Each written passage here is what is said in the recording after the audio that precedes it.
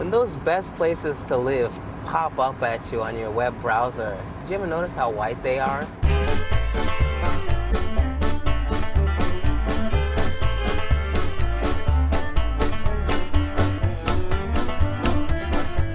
I decided to embark this 26,000-mile journey because I just had to know one thing. How and where will white Americans live to achieve their American dream?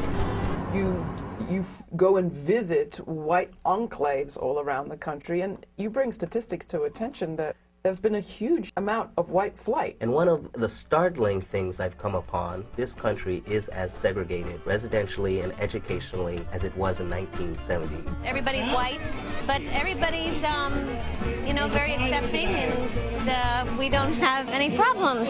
Warren County in general has such low crime. Lots of people don't even lock their doors, even in today's day and age. As people of color, especially immigrants, live increasingly in suburbs and cities, white people are living in towns and exurban areas that are predominantly, even extremely white. You're going to get prejudice no matter where you go, but up here you're going to get a lot less. Necessarily a contradiction between being white nationalist, Aryan nation, and ritzy? There's not a contradiction per se. I mean, ritzy people in that community do not say anything racist, and they're perfectly friendly in that sense. Back when I first came out, there was mostly one type of person here. However, Aryan nations will find a place to feel comfortable among that social and racial homogeneity.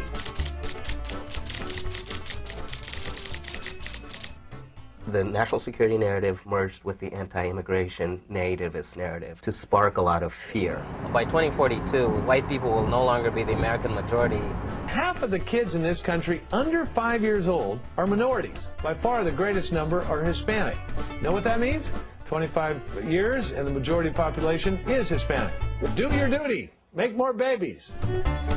What is happening now to white men right now is exactly what was done to black folks, for years. No, they're not being lynched, Pat. They're not being lynched. But do you understand what the New York Times wants? They want to break down the white Christian male power structure, of which you're a part, and so am I.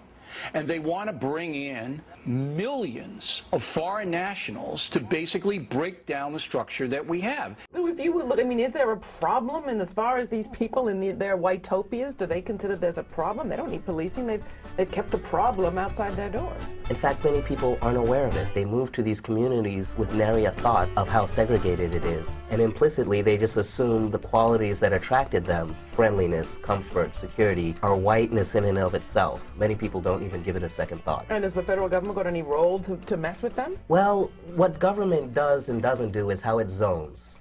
When you zone in a certain way, and it's explicitly told by certain county organizations, is we want the renters out. We want apartment complexes out, and that's code words for immigrants or lower income whites or blacks.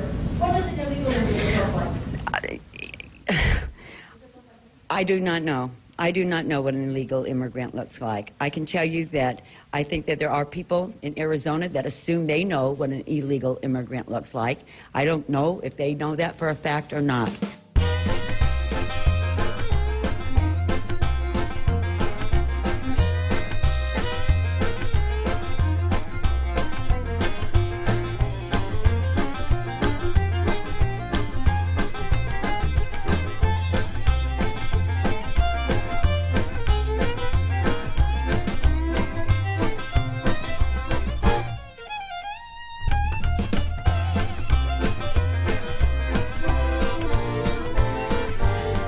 See the Tea Party exercising a lot of political muscle in this election, not simply in how people are voting, but just the very debate itself. They're swaying the debate, and their voice is amplified larger than their actual numbers.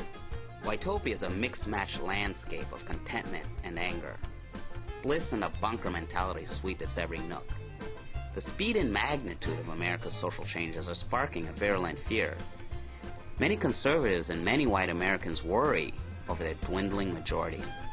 From private homes to public rallies, I hear Whitopians say, "We want to take our country back." And then I wonder, take it back from what? A hot debate in this country exposes deep racial, class, geographic, and ideological divides. What is America, and who do we want to be?